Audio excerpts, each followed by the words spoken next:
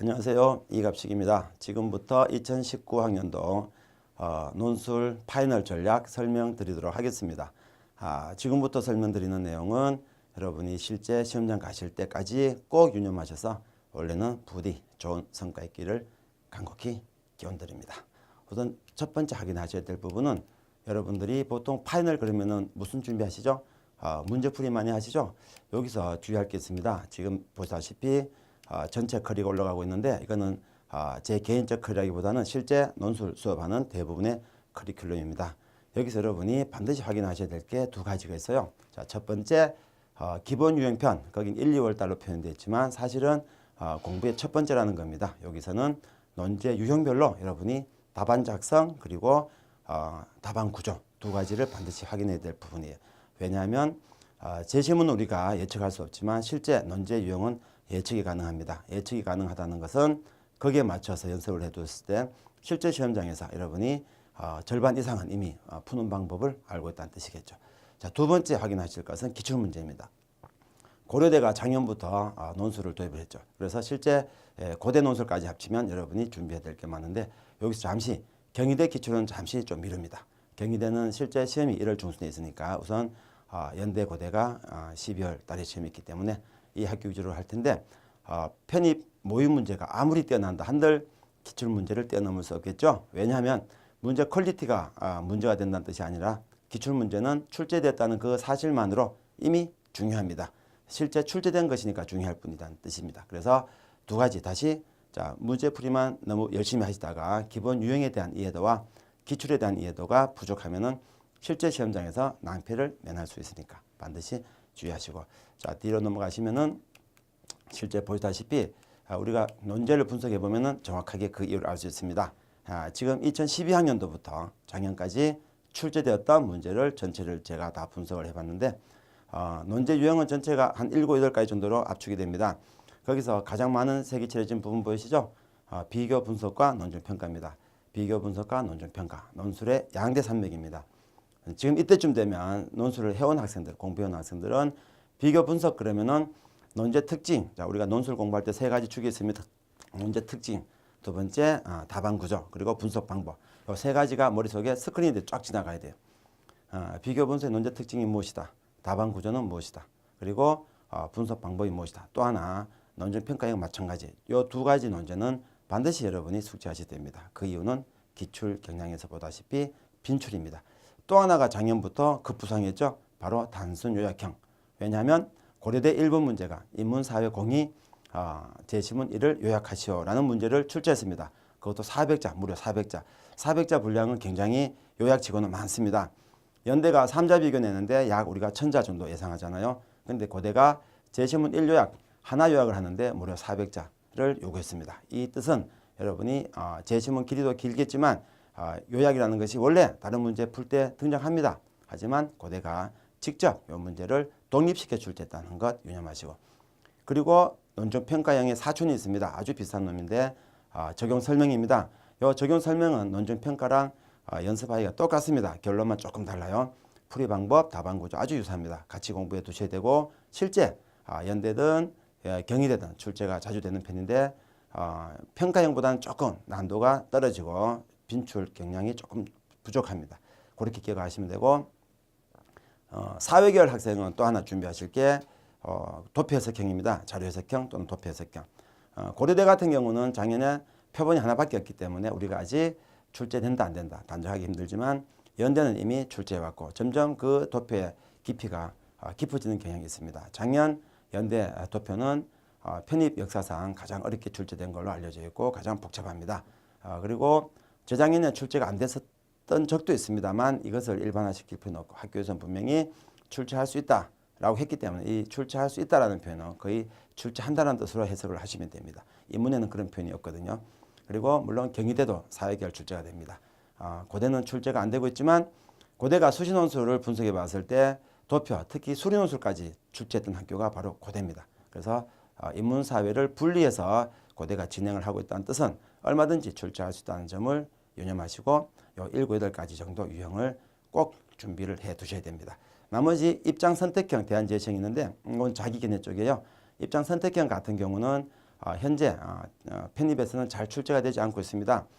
기출 경향이 있긴 있습니다만 2012학년도 연대 인문사회에서 공이 2번 문제로 나온 적이 있습니다.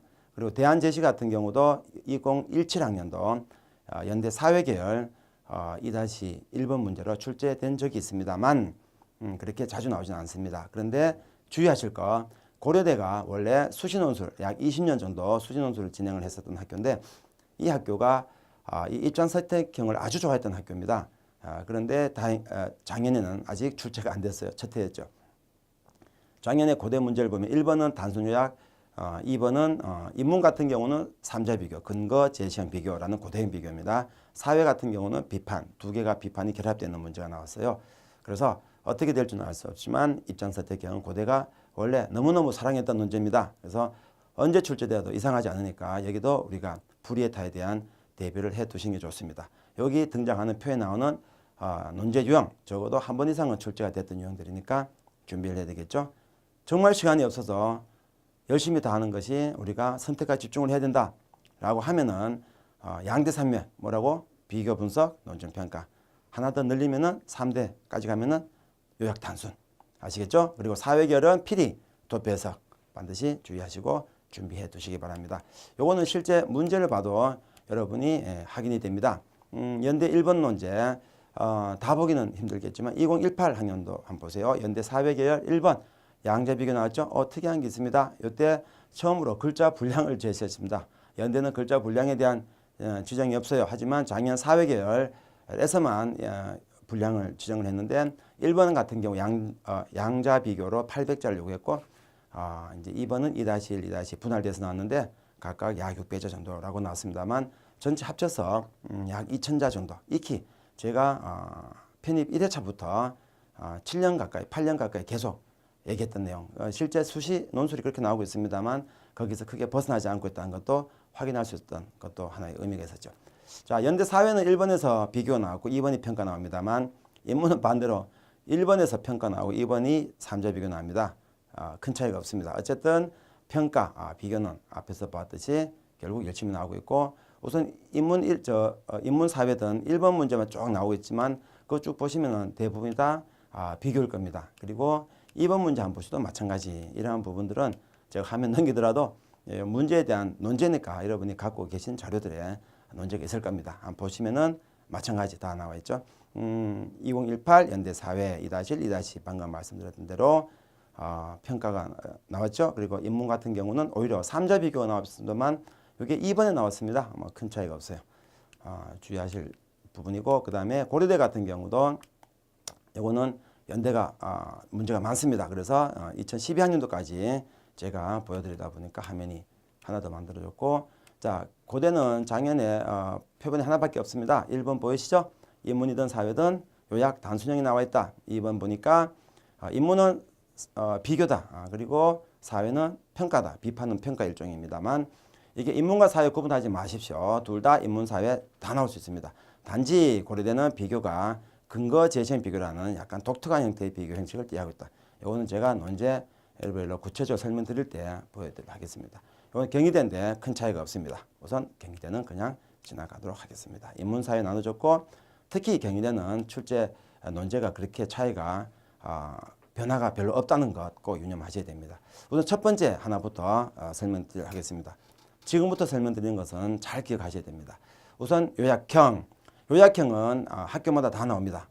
반드시 나옵니다. 그런데 고대는 이것을 독립시켜서 1번에서 출제하고 있다는 점이 특징일 뿐 다른 학교도 나옵니다. 단지 고대처럼 뭐 제시문가를 요약하시오. 이렇게 독립된 문제가 아니라는 점만 다를 뿐이에요. 그래서 일단 무조건 준비하셔야 되는 부분인데 특히 고려대 같은 경우는 400자 요약에 단독형으로 작년에 출제가 됐죠. 이럴 때 주의할 것은 답안의 양이 적지 않습니다. 8문장 싸움인데 여기서는 여러분이 제시문의 구조 파악이 핵심입니다. 다시 무엇이라고? 구조. 자, 고대 요약 같은 단독형 요약은 구조가 중요합니다. 연대 같은 결합형 요약은 논제가 중요합니다. 물론 고대도 논제가 중요한데 논제야 제시문 1을 요약하시오라는 게 전부니까. 그런데 연대 같은 경우는 결합이 되어 있잖아요. 요약하고 평가하고 또 요약을 할 때도 구체적으로 뭔가 지정을 합니다. 비판의 윤리를 설명하고 이런 식으로. 그러면은 그냥 제시문 요약이 아니라 논제에서 말하고 있는 논점을 특화시켜서 그 부분을 직접 집중 설명하는 것이 무엇보다 중요한 포인트가 됩니다. 자, 다시 요약 단순형 다 출제가 되고 있다. 하지만 고대는 단독형 출제가 되기 때문에 제시문 전체의 구조가 중요하다. 그리고 키워드는 당연한 거고, 연대 같은 경우는 다른 문제랑 결합이 되어 있으니까 논제에서 무엇을 요구하고 있는지 요구하고 있는 부분에 선택과 집중을 잘하라는 점, 요 두 가지가 아주 중요한 포인트가 됩니다. 그리고 발췌금지, 키워드 적극 활용, 요거는 너무 당연한 공통부분. 두 번째, 비교. 그 말 많은 비교입니다. 비교는 핵심이 요약입니다. 비교의 본질은 요약입니다. 요약인데 요약을 하되 대꼴을 맞춰라. 대꼴을 맞춰라. 다시 요약을 하되 대꼴을 맞춰라. 대꼴을 맞추기 위해서 우리는 일정 정도 손질을 해야 됩니다. 그래서 바로 제시문 가 이렇게 들어가지 않고 공통점을 먼저 잡아줍니다. 첫달락에. 그래서 공통점은 다시 공통 주장과 공통 항목입니다. 여기서 중요한 것이 공통 항목인데 이 공통 항목은 최소 복수로 나와야 됩니다. 대꾸가 되기 위해서죠. 많아도 4개입니다. 5개는 너무 산만해요. 1개는 대꾸가 안 되니까 잘못된 것이고 5개는 산만하니까 좋지 않다. 2개에서 4개 사이를 움직이는데 연대 3자 비교 같은 경우는 한 서너 개 정도면 됩니다. 3자 비교니까 2개는 부족합니다. 그렇게 기억하시고 준비를 하시는데 비교 항목을 만들 때 A, B, C 또는 A, B, C, D가 되겠죠. 그 기준에 따라서 답안을 작성하는 것. 이것이 비교의 요체입니다. 자, 아시겠죠? 이것이 비교 요체인데 비교 기준에 따라서 제시문 정리. 제시문 정리하는 방법은 2가지다. 일괄 비교, 항목 비교. 일괄 비교는 제시문 하나를 통째로 정리합니다. 하나가 끝나면 다른 걸로 넘어가요. 그래서 가에서 A, B, C 정리, 나에서 A, B, C, 다에서 A, B, C. 그리고 항목 비교 같은 경우는 그렇게 하지 않고 항목, 즉 비교 항목을 A를 기준으로 가나다, B 기준 가나다, C 기준 가나다 이렇게 하면 됩니다. 여기서 주의할 점 고려대입니다. 고려대는 요 비교에서 살짝 비트입니다. 그냥 가나다 비교 또는 가나 비교가 아니라 땡땡을 근거로, 즉 제시문 다를 근거로 가나를 비교하시오.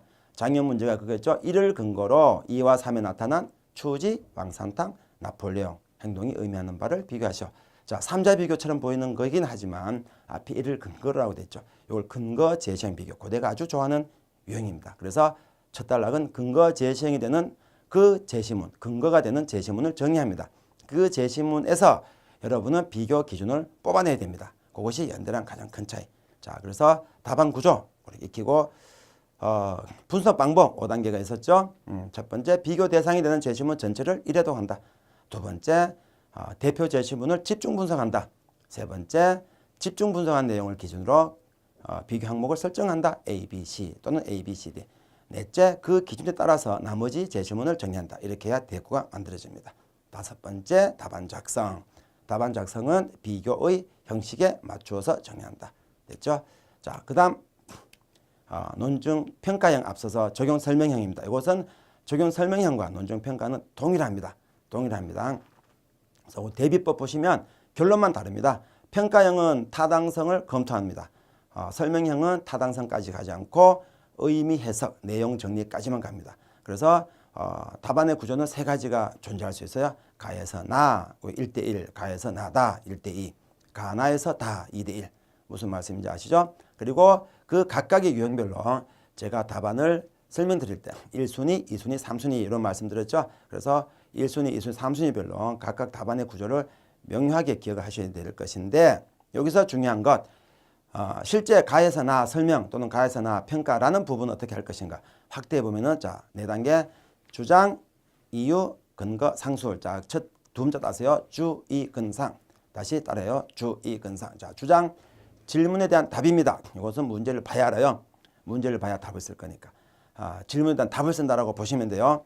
두 번째 이유입니다. 이유는 뭐뭐 때문이다로 끝나는 글 문장 하나 쓰는 것인데 이것은 대상 제시문. 자, 가에서 나를 평가하라. 가에서 나를 설명하라 그러면은 대상 제시문이 누구다? 뒤에 게 대상이겠죠. 앞에 게 근거니까. 그래서 가에서 나라고 했을 때는 이유는 나에서 보듯이 뭐뭐이기 때문이다 이렇게 씁니다. 그 다음에 근거. 근거는 그 이유를 정당화시키는 논리입니다. 이것은 근거 제시문 앞에 있는 근거 제시문에서 뽑습니다. 상술은 이제까지는 논리적인 얘기를 했다면 지금부터는 구체적인 사실관계 또는 세부적인 내용을 갖고 주장, 이유, 근거가 그렇게 될 수밖에 없었던 팩트들을 활용해서 근거 제시문, 대상 제시문 모두 등장시켜서 논증하는 단계입니다.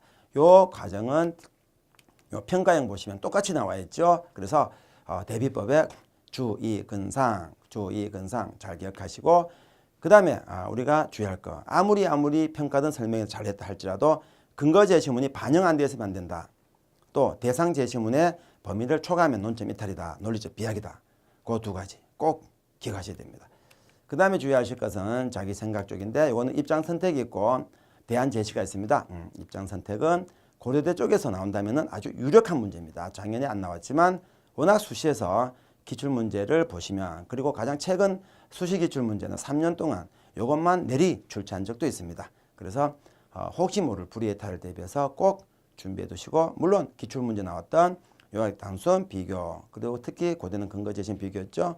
그리고 평가, 이것은 당연히 준비하시고, 또 사회계열 쪽은 혹시 모르니까 고려대 같은 경우는 도표까지 준비하셔야 된다는 점도 함께 기억하시고, 입장 선택형과 대안 제시는 자기 주관이 개입이 됩니다. 그래서 서론, 본론, 결론으로 가는데, 서론은 쟁점, 본론이 주장, 결론은 다시 한번 주장을 강조. 여기서 본론 부분이 중요합니다. 입장 선택형은 주장, 예반, 재반. 대안 제시는 대안 1, 대안 2, 대안 3. 조금 쓰는 방식이 달라요. 입장 선택은 자기 주장을 심화시킵니다. 심층적 분석을 해요. 그래서 주장, 예반, 재반의 구조로 가고, 대안 제시는 다각적인 해결책이 중요합니다. 대안 1, 대안 2, 대안 3. 그 안에 들어가서 제시문 해설서를 하지 마라. 제시문 해설서 같은 답안 쓰지 마라. 내가 어떤 얘기를 하고 그 내 얘기에서 제시문은 단지 수단으로 동원될 뿐입니다. 그래서 주장 쓸 때도 주장 먼저 쓰고 이유 쓰고, 여기까지는 자기 내용. 그리고 근거, 요 단계에서 비로소 제시문이 등장합니다. 요 방식은 대안 제시할 때도 마찬가지입니다. 그래서 주장, 예반, 재반, 그리고 대안 1, 대안 2, 대안 3. 요 부분만 달라질 뿐, 근거 그 입장 선택형과 대안 제시형은 기본적인 구조는 차이가 없습니다. 그렇게 기억하시고, 실제 대안 제시는 편입에서도 한번 이미 연대에서 2017 거도 최근에 출제가 된 적이 있기 때문에 또 한번 준비하셔야 되고, 경희대 준비하신 학생은 경희대 사회계열 쪽에 아주 대안 제시가 자주 출제됩니다. 주의하시기 바랍니다. 자, 이렇게 해서 우리가 도표 해석형이 있구나, 그죠? 도표 해석형은 별도의 유형이라기보다는 다른 문제랑 결합이 돼서 나오는 하나의 문제 조건에 해당한다고 보시면 됩니다. 실제 사회계는 이미 열심히 출제가 되고 있고, 고려대 같은 경우도 일반과 사회로 분리된 이상 사회 쪽에 출제될 확률은 무지 높으니까 꼭 준비하시는데, 도표 분석 5단계가 있죠. 컨셉을 확인하라. 그리고 변수를 확인하고, 패턴을 찾고, 수치 분석하고, 제시문과 관계적 분석하고, 요 5단계를 유념하시고, 그 5단계에 따라서 여러분이 실제 답안의 구조는 도표 해석형이 결정하지 않는다. 왜? 도표 해석형은 단독으로 출제되지 않고 다른 문제랑 결합이 되기 때문에, 물론 2-1, 2-2 이렇게 문제가 분할될 때는 2-1 이렇게 도표가 단독으로 출제되는 듯이 보이기도 합니다. 2016 연대 편입 사회계열 2-1 문제가 그러했고, 2018 연대 사회계열 2-1 문제도 비슷했고, 이거는 단독으로 보입니다만 사실은 2-1, 2-2가 한 문제였던 것을 감안하면 다른 문제랑 결합이 돼서 나온다라고 보시면 되니까, 도표 해석형 자체가 독립된 구조를 갖고 있지는 않습니다. 주로 평가형과 설명형과 자주 결합이 되니까, 여러분이 설명형과 평가형에서 배웠던 그 내용을, 그 구조를 그대로 활용하면 되는데, 단지 도표 해석 방법에 대한 이해가 필요할 것이니까 그 방법은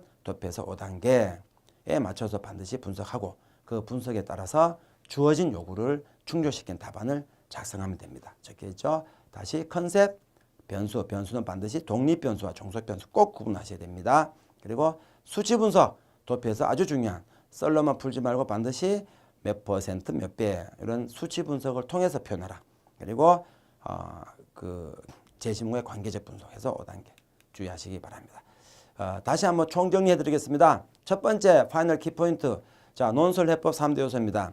뭐다? 논제 특징을 분석하라. 지금까지 말씀드렸던 논제별, 어떤 논제가 비교다, 어떤 논제가 자기견해다, 어떤 논제가 평가다 반드시 확인하셔야 됩니다. 그리고 답안 구조, 이거는 개요를 말합니다. 첫 단락 무엇을 쓸 것이고, 분량 어느 정도 정할 것이고, 둘째 단락, 셋째 단락 어떻게 결정할 것인지 본인이 결정해야 됩니다. 고대 1번 단순요약 같은 경우도 2단락 정도가 좋아요. 이런 것은 미리 숙지하셔야 됩니다. 그리고 세 번째는 분석 방법. 각 유형별로 분석 방법들이 있었죠. 비교 같으면 5단계 있었죠. 그리고 도표 분석도 5단계가 있었죠. 이런 것들도 꼭 기억하셔야 됩니다. 두 번째 파이널 키포인트 독해의 원칙. 결국은 독해 싸움이다. 독해되지 않는 것은 쓸 수가 없다. 그래서 독해는 대원칙이 키워드입니다. 그리고 반드시 단락별로 요지를 그리고 단락과 단락 간 논리적 관계를 파악해야 되고 그리고 제시문과 제시문 전체 요지를 꼭 파악하고 제시문과 제시문 간의 관계를 파악하고 요 5개 독해 분석 5단계 여기에 맞춰 훈련을 하셔야 됩니다. 자, 파이널 키포인트 세 번째 마지막 논지 체계도 우리가 공부하는 시험에 나오는 문제들은 결국은 여기서 다 걸려든다. 전체로 말하면은 4가지 영역이지만 각 영역별로 2가지씩 붙습니다. 요약 영역 안에는 요약 단순과 비교가 있어요. 그리고 적용 분석 영역 안에는 설명과 평가가 있고 그리고 자의 견해 영역 안에는 입장 선택형과 대안 제시가 있고 그리고 자료의 해석 영역 안에는 도표 해석형과 기타가 있습니다. 다 보셨다시피 하나 처음 보는 게 하나 있죠. 분류가 있죠. 이 분류라는 것은 경희대 사회 1번에 나옵니다. 작년에 드디어 나왔습니다. 원래 수시 논술을 경희대 사회 논술에서 열심히 출제가 되고 있었던 것인데 경희대 준비하는 학생은 1번 사회 논술 쪽에 분류라는 게 나온다. 그러나 연대랑 고대는 나오지 않습니다. 이렇게 해서 여러분이 준비하신다면 아마 충분한 준비가 되실 것으로 보이고 지금 말씀드린 내용이 제가 1년 동안 강의한 내용입니다. 이것을 약 20분에 걸쳐 설명드렸는데 준비 잘 하셔서 점검을 꼼꼼히 하셔서 문제만 너무 자꾸 풀지 말고 기본적인 준비까지 겸해서 문제를 푼다면 시너지가 효과가 생겨서 훨씬 좋은 성과를 거둘 수 있을 것으로 보입니다. 감사합니다.